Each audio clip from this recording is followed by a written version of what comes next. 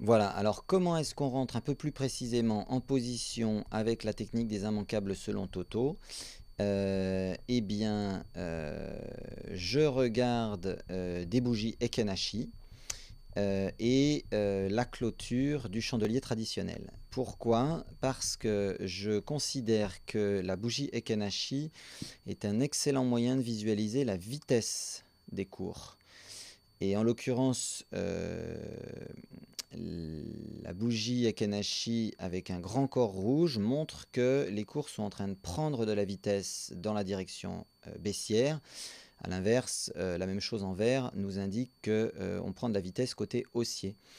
Et du coup, de mon point de vue, il est extrêmement intéressant de profiter des bougies dans lesquelles le point de clôture du chandelier est au-delà du corps de la bougie. Et par exemple, quand on est allé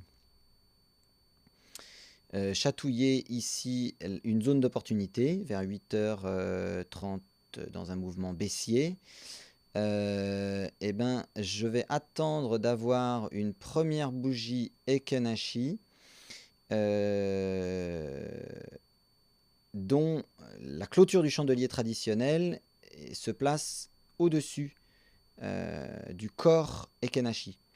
Voilà, donc ici par exemple à 8h37. Et donc je rentre en position à 8h38. De la même manière, un petit peu après, puisque là on n'a pas réussi à clôturer le trade avec un gain suffisant. On a de nouveau ici un mouvement baissier. On vient rentrer un tout petit peu dans la zone d'opportunité ici. Ça va être l'origine d'un deuxième trade de renfort.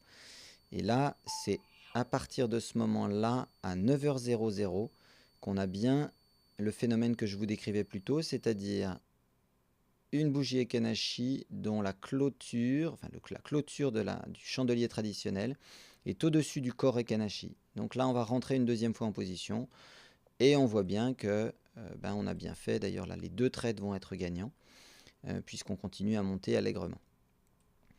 Je vais continuer de commenter la journée du 9 et du 11 dans la vidéo suivante.